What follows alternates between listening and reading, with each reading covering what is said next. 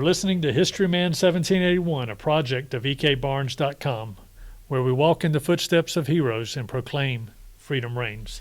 On today's podcast, we're talking to Zach Lemhouse, the York County, South Carolina historian and director of the Southern Revolutionary War Institute for the Cultural and Heritage Museums of York County. Welcome, Zach. Hey, thanks for having me again. Zach, we've talked on the previous episodes, we've talked about York County in general and what kind of history it had in the Revolutionary War. And we talked about the Battle of Williamson's Plantation, the Battle of Hook's Defeat. And now I think you're going to introduce us to the Battle of Kings Mountain, which is also here in York County, which is absolutely written by historians all throughout the years since the Revolution, including Teddy Roosevelt, Sure. saying it was the turning point in the Revolution, a turning point, especially in the Southern campaigns of the Revolution, as we led up to Yorktown. So tell us about Kings Mountain. Yeah, so just a quick battle overview. We're recording this podcast on, October 2nd now, so we're getting really close to the actual anniversary, because the Battle of Kings Mountain happened on the afternoon of October 7th, 1780, when a Patriot force of approximately 900 militiamen from Virginia, North Carolina, present-day Tennessee, and South Carolina engaged with a combined British force of British provincial soldiers and Loyalist militia under the command of Major Patrick Ferguson. The Battle of Kings Mountain has been widely hailed by many as a turning point in the American Revolution, as you alluded. In fact, in a letter to John Campbell, Thomas Jefferson actually says that it is a battle that is the turn of the tide of success. So Thomas Jefferson himself refers to the Battle of Kings Mountain as being a, quote, turning point. I think it was. I think history bears that out. We were talking, before we started the most recent episodes, we were talking about my perception of militia, especially the Patriot Militia, how Sure. it is it's kind of held in a bad light, especially Sure. From a historian standpoint, and even from the regular Army, Continental Army standpoint. But really, if you get to the backcountry of South Carolina, the primary battles that were won by militia, not Continentals. Absolutely. The Continentals lost Charleston. Sure. The Continentals lost Camden. Under Nathaniel Greene, the hero of the Continentals, he never won a major battle. It was all a stalemate, tactically correct in what he did, but the battles that were actually won were won by militia here in the backcountry of South Carolina. Absolutely. They get a reputation. So at the time, their contemporaries, the British definitely saw them as cowards, and a lot of the professional soldiers, the Continental soldiers, as you mentioned, they didn't see much value in what the militia were doing at the time either. But the reputation, I guess, if you think about it, comes from the fact that if we think about what these men were armed with, right? Your provincial soldiers, they would have been armed with a Brown Bess smoothbore musket, right? And if you are well trained with this musket, you could probably fire it 4 times in a minute. So every 15 seconds, you would be able to reload and then fire. That's not what your militia are armed with. They're armed with these rifles that they would have had, or fowlers that they would have had over their fireplace. They're armed with what they would have used to kill animals. And these weapons take a lot longer to reload, right? A full minute sometimes. Even if you're trained at reloading and firing, a full minute to reload and fire a rifle. So it makes sense that these militia would have used hit-and-run tactics like this. If you are a British soldier and I am a Patriot militiaman, you can fire at me 4 times before I can shoot back at you once. And by the time I fire and start to reload, you can most likely cross the battlefield in the 60 seconds that it will take me to reload and stab me with a bayonet. So it makes sense that these Patriot militia, because of what they're armed with, are going to fire and then retreat and reload and then come back and fire again. So to a Patriot militiaman, this made sense. But to the British or to some of the Continental soldiers, I can imagine it would seem very cowardly. Kings Mountain is one of those battles where that actually plays out. Absolutely. And I look forward to hearing your overview of Kings Mountain, and that's about all we're going to have time for today is an overview, but Sure. Even the overview for our listeners is going to be exciting. So thank you very much for spending time with us today. Oh, absolutely. So let's take a quick look at the combatants that are going to be at the Battle of Kings Mountain. Of course, as far as the British are concerned, you have your provincial professional soldiers, but then you also have a large contingent of militia. They're going to be under the command of Major Patrick Ferguson. Now, Ferguson, just a brief overview of who Ferguson was. He's a career Army officer from Scotland. He was the commander of the 71st Highland Regiment, and he came south with the British Expedition Force in 1780. And by all accounts, he was a great soldier and an excellent marksman. In fact, you're probably familiar with the fact that he invented a breech-loading rifle, the Ferguson rifle. And this is a really neat weapon because it's the only weapon of the time that can be loaded from a prone position, from lying down. And essentially what would happen is the trigger guard would detach, and you could rotate the trigger guard and essentially unscrew the breech. It would open up the breech. You could load from the breech from the top and then close it back up and reattach your trigger guard and fire from a prone position.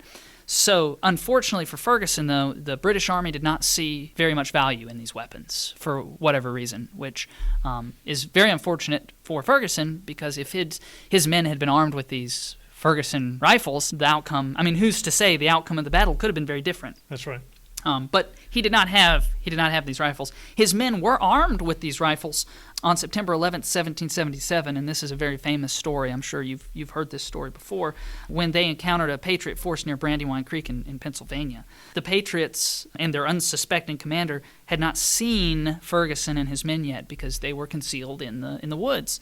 And Ferguson ordered his men to, of course, fire upon the commander, but then he thought better of it. He is quoted to say, quote, "It was not pleasant to fire at the back of an unoffending individual who was acquitting himself very coolly of his duty, so I let him alone," end quote. So Ferguson decided that it was not proper to shoot someone in the back, and historians, of course, believe that this person was George Washington. At least that's the story. It could have been a whole different story at that point. That could have been all she wrote at that point, absolutely. So after the fall of Charleston in May of 1780, British High Command actually established several outposts in the backcountry, and we've talked about these outposts in previous podcasts together.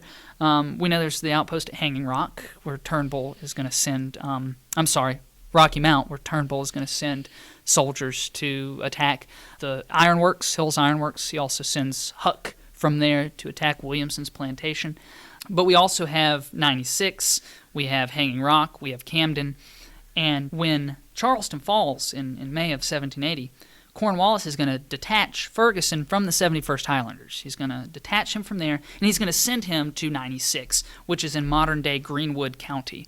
And on the way, between Charleston and 96, Ferguson is going to be put in charge of raising militias. He is appointed now the Inspector General of Militias. That is his new job title. And Ferguson, on his way from Charleston to 96, he's going to recruit 4,000 men approximately by the time he reaches 96. So 96 is actually a contested area in the state. The fort itself went back and forth. It flip-flopped. Between the Loyalists and the Patriots all throughout. From the very beginning. From the very beginning, 1775. They even switched loyalties in the middle of part of the campaign right there at the beginning Absolutely. Of the war. Very highly contested outpost there. Right. So when he reaches, like I said, Fort 96, he's got about 4,000 men. So the majority of the men at Kings Mountain fighting for the British are going to be Loyalists. Now, he does, of course, have some provincial soldiers with him. His second in command, a guy named Abraham de Peister, he's actually in command of the King's Carolina Rangers, so he does have a provincial force there. And, of course, the New Jersey Volunteers are going to be there. They're provincial. Delancey's brigade will be there. They're provincial. And some American volunteers will also be provincial. But the vast majority, it is important to keep in mind, of Ferguson's force are Loyalist militia. And then, of course, you have your Patriots. Now, just like at the Battle of Williamson's Plantation, the Patriot forces are exclusively militia. At Williamson's Plantation, the Patriots are all militia. The same is going to hold true for Kings Mountain. I think we made this distinction earlier. It is important to understand that just because the Patriots are militia and that they are untrained does not mean that they are unexperienced. Correct. They are not professional soldiers. They aren't. But a lot of them have been fighting in this revolution since the very beginning. We've talked about this misconception that South Carolinians were just kind of sitting on their hands until the fall of Charleston in 1780, and then the war came. A lot of them had been fighting from the very beginning. So they were truly experienced soldiers by this point in the American Revolution. So I'm not going to go over all. I mean, I could, but to go over all of the Patriot militias and their commanders might be a little much for just this brief overview. But we can talk about just a couple. I mean, of course, we got William Campbell, John Sevier is very important. Isaac Shelby, William Chronicle actually loses his life at this particular engagement. Edward Lacy is present. Of course, Edward Lacy was also present at the Battle of Williamson's Plantation. He was in charge of the Chester militia. We have too many to go into. Of course, there's Frederick Ambright. He's a local hero of the Battle of Kings Mountain. So a large force of patriots, like I said, from Virginia, North Carolina, South Carolina, and what today we consider Tennessee. The Over-Mountain Men, as Ferguson is going to refer to them. So in August of 1780, Cornwallis is going to make plans to march up the east side of the Catawba River into Charlotte. Ferguson was ordered to penetrate into western North Carolina as far as Gilberttown, which is in modern-day Rutherfordton. After this point, the two armies were planning on linking up. So in September of 1780, Ferguson reaches Gilberttown on the 7th. He was aware that the Whig militia in the backcountry was gaining a lot of strength. There had, of course, been several Patriot victories. We've talked about several of them on previous podcasts. Of course, the one near and dear to me is Williamson's Plantation. But of particular concern to Ferguson was the frontier militia from the, quote, over-mountain settlements. He referred to these as the over-mountain men in what is now Tennessee. So on September 10th, Ferguson's going to send a warning across the Blue Ridge Mountains to Shelby and his men, because Shelby was commander in the over-mountain settlements, right? So he's going to send a warning to General Shelby and his men. And this is where Ferguson kind of falls into the same kind of tactics as Huck and Tarleton, these very brutal tactics that were intended to scare patriots into submission, when in reality it enraged them into action. And I think I've said that before on one of your podcasts, that these... Why do you think that is? Why do you think this particular section of the state was less cowed by those threats than maybe the lowlands? I don't know. That's a great question. I mean, what the British really had on their hands was a counterinsurgency at this point. I mean, I'm not sure why they felt making threats like this was going to be helpful, because there is a long-standing, I guess to answer your question, there is a hatred of the British from before the American Revolution. Think of the people that inhabit this area. These people from the lowlands of Scotland, from the Ulster Plantation in Northern Ireland, they are not strangers to interactions with the British. Their ancestors, their history as Scottish people, they're not strangers to the British. And a lot of the relationship between Scottish people and the British has been kind of played out on the battlefields of South Carolina, did it absolutely. not? Yeah. So these settlers already come with a hatred of the British kind of ingrained in them, if that makes sense. So these tactics, these brutal tactics of trying to scare them into submission, just did not work in this case, because there was already an anger and a hatred there. So just like it did with Tarleton after the Battle of the Waxhaws, Tarleton's quarter is going to be invoked here at the Battle of Kings Mountain, just like with Huck burning a meeting house and Hill's Ironworks and enraging patriots into action at Huck's defeat. This message that Ferguson is going to send on September 10th is going to have very much the same effect. And of course, most of your listeners are familiar with this message that he sends, but essentially what he says is that if the rebels do not, quote, desist from their opposition to British arms, end quote, that he would march his army over the mountains and, quote, lay their country waste with fire and sword, end quote. So you can imagine how this was received by the backcountry patriots. Not too well. So Shelby immediately sends out a call for volunteers. The volunteers are to meet up at Sycamore Shoals on the Watauga River on the 25th.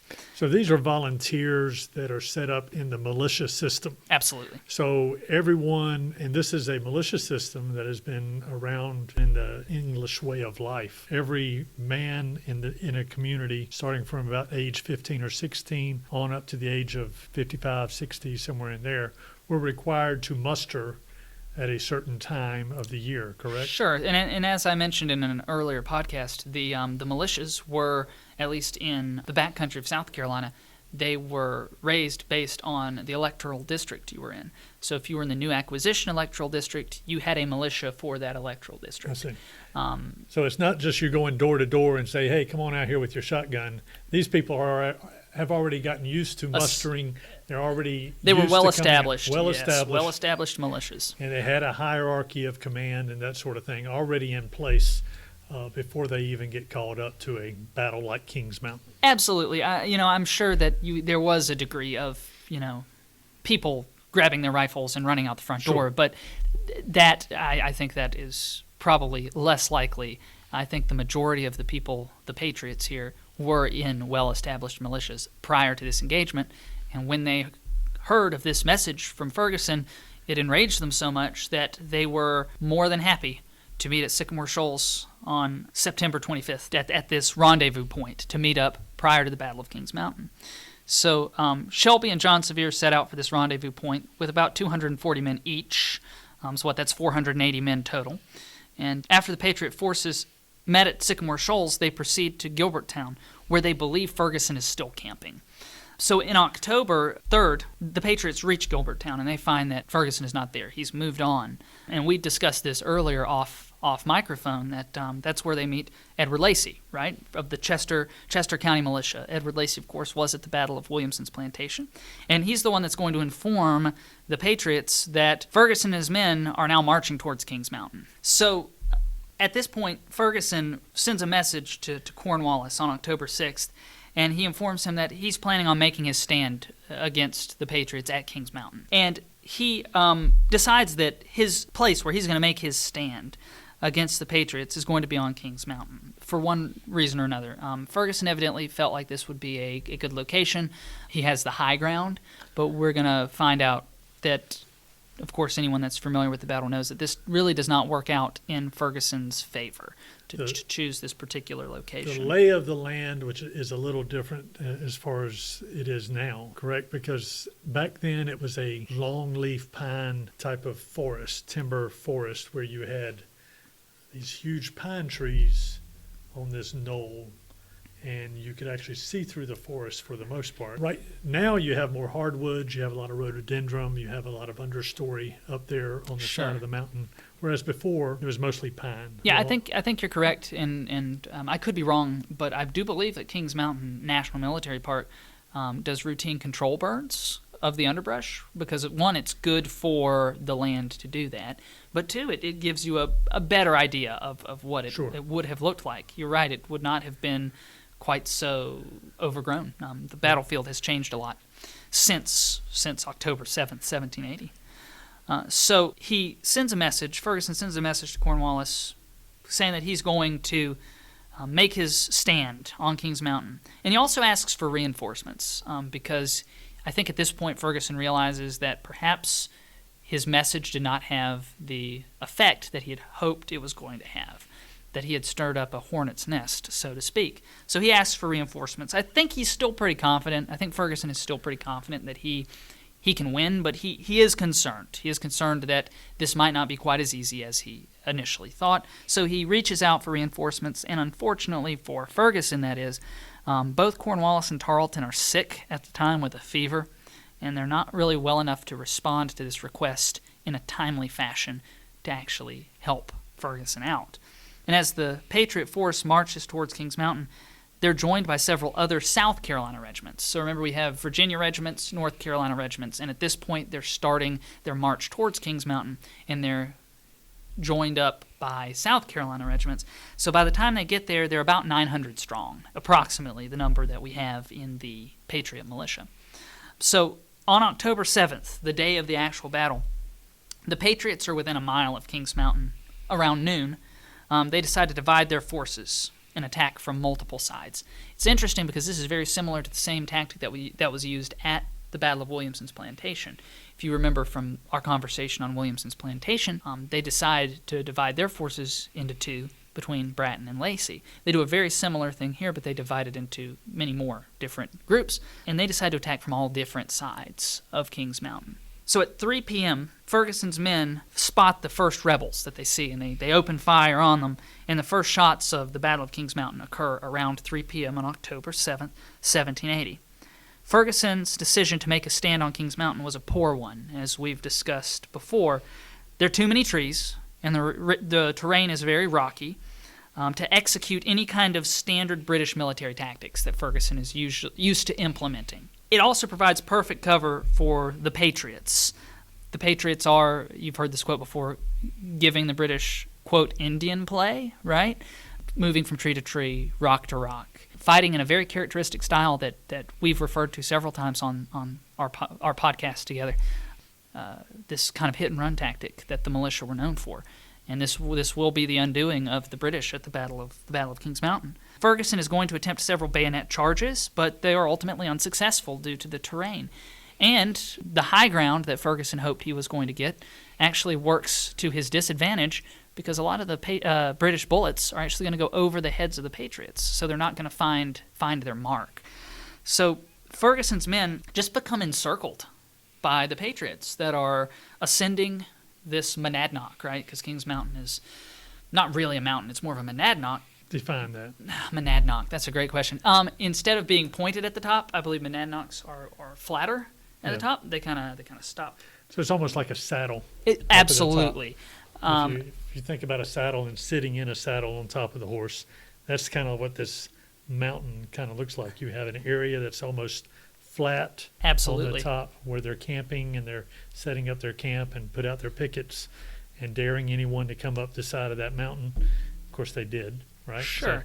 But it's not like the craggy mountains you think about in the Rockies or up in the Black Hills of the Dakotas or something like that. Absolutely. We're talking more of a knoll. That is an important distinction to make, and I'm glad that kind of came up organically in our conversation, Sure. right? Because it is that is an important distinction. So these Patriots have surrounded Ferguson. They are ascending this monadnock from all sides, and his traditional British tactics just aren't working.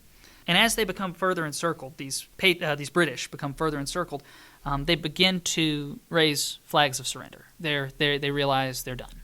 Ferguson does not allow this to happen. There are reports of him riding by at this point. He's atop his horse. He is wearing, as the story goes, as we all know, a checkered hunting shirt, right?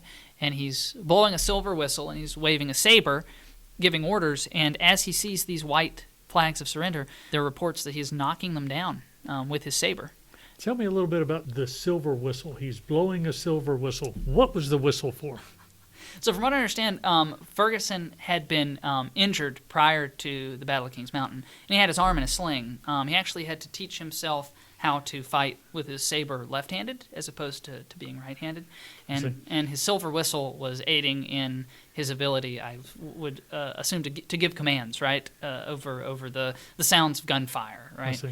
But again, it made him a obvious target. I mean, imagine someone sitting on horseback, waving a saber in the air, blowing on this silver whistle to command his men around the field, and here he is knocking down these flags of surrender, making a point to his men that we're not going to surrender. We're going to fight. We're not going to be beat by the Patriots. And of course, we know that he most certainly will be beat by the Patriots. So the fact that, as we said, he is mounted, wearing this checkered shirt, waving this saber, blowing this silver whistle, he's a prime target. Just like we mentioned Huck in the Battle of Huck's Defeat being a prime target because he went without his green dragoon coat, Ferguson is a prime target because of this checkered shirt. It stands in contrast to what his men are wearing, and the silver whistle and being on horseback.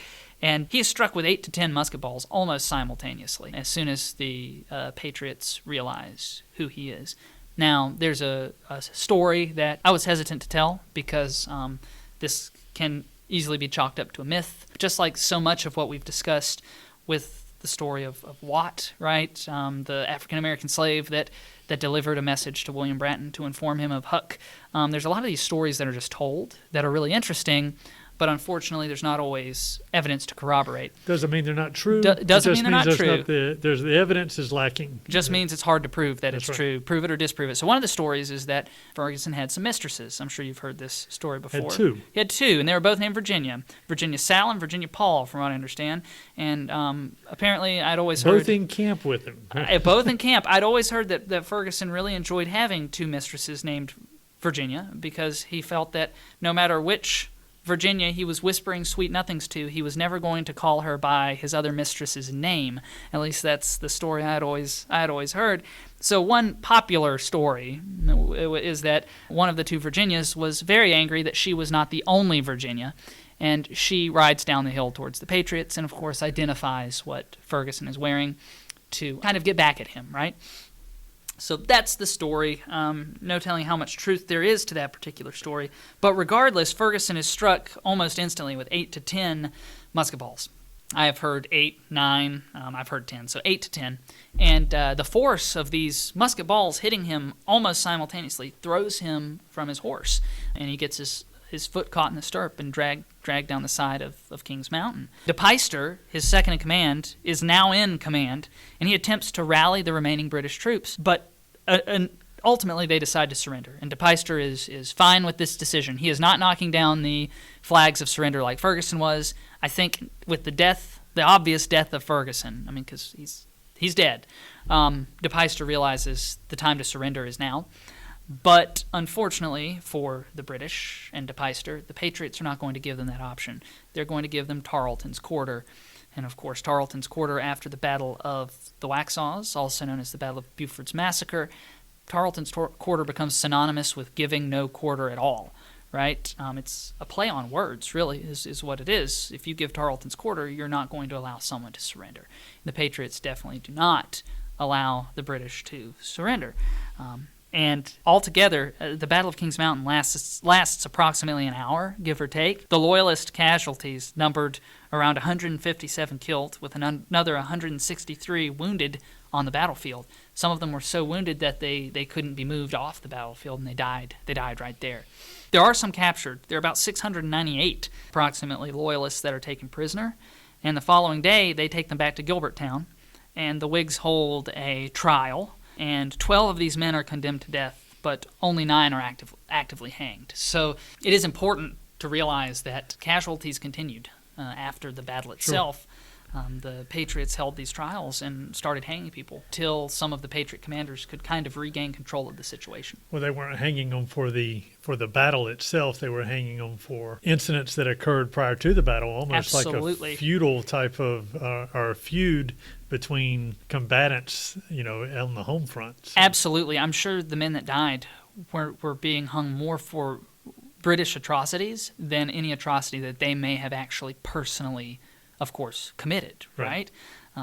They were being hung for British atrocities throughout the Second Southern Campaign, I would imagine. Just in retaliation. For whatever reason, the leaders had their taste of it and then put a stop to it and went on the march again. Absolutely, and I think we see that occur when De Peyster's trying to surrender and they give Tarleton's Quarter. I think at a certain point the Patriot leaders do get their taste, but I mean obviously not everyone is killed because there are 698 prisoners taken. Right. So obviously at some point cooler heads do prevail in both of these situations, and the Patriot leaders bring an end to it.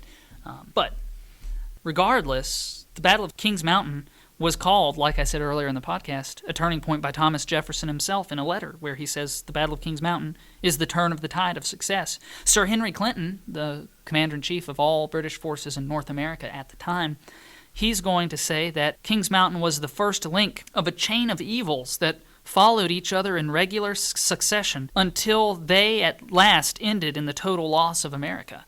So Henry Clinton, the commander-in-chief of all British forces in North America, realizes that Battle of Kings Mountain is truly a turning point in the Revolution. From Kings Mountain, you have the Battle of Blackstocks, where Tarleton is defeated. Then you have the Battle of Cowpens. Then you have the Race to the Dan, Guilford Courthouse, then Yorktown. Of course. And, so a succession of defeats, and it all started in the upcountry of South Carolina. So thank you so much for telling us about the history of York County. Absolutely. Tell us a little bit about what you want people to take from their visit to York County and your museums here. So we've discussed this several times, but I do work for the Culture and Heritage Museums of York County. We are a family of museums that has 4 different museums. We, of course, have Historic Brattonsville that I encourage your listeners to come out and take a look. I'd be more than happy to show them around. They're more than welcome to call my office. My direct line is 803-818-6768. That's my office line. Or you can shoot me an email at zlemhouse, that's ZLEMHOUSE, at chmuseums.org. Let me know you're coming. I'm happy to show you around the site. Brattonsville is an awesome place to visit, so I hope you'll come out. You can also visit our Natural History Museum or the Main Street Children's Museum in Rock Hill, South Carolina, if you have young children. That museum is currently under renovation, but when it's reopened, it is modeled after the art of Rock Hill artist Vernon Grant. So the kids really will enjoy that, so bring them out. And of course, we have the McKelvey Center campus, where my office is. We house the Southern Revolutionary War Institute, which is a scholarly library that focuses on the research of the Southern campaigns. So I hope that visitors to our sites, or to York County in general, will take away the fact that we have such a rich and diverse history here in York County. So much has happened, not just Revolutionary War, but Civil War and Reconstruction especially. There's so much history here that if you take the time to dig a little bit, we've talked a lot about going down rabbit holes on and off the microphone. It is very easy to do when you start getting into York County history. When you have a region of the country that is as rich in history as York County, it is easy to do. So thank you so much. Hey, thank you so much for having me. Appreciate it.